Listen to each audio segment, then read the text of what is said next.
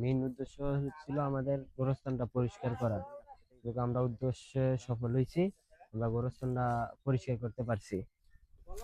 আমরা আবারও চলে আসলাম দ্বিতীয় দিনের মতো গোরস্থান পরিষ্কার করার জন্য।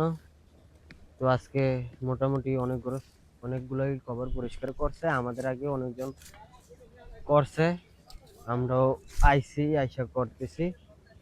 বদলি আসছিল 2 থেকে 3টা, অনেকগুলো পরিষ্কার করছে। এই যে দেখাও, এগুলো দেখাও, সেটা অনেকগুলো পরিষ্কার করছে, আমরাও করতেছি।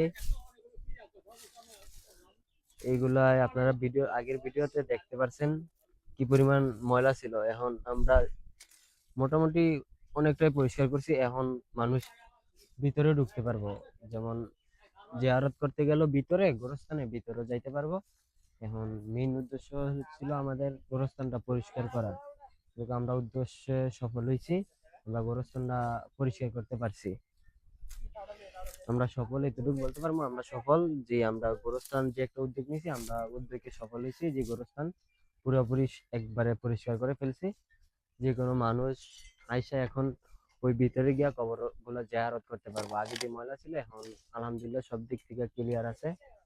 অনেকজনই আমরা কাজ করতেছি, সবারই দেখাও যে আমরা আসছি, অনেকজনই কাজ করতেছে এই যে কবরের ভিতরে।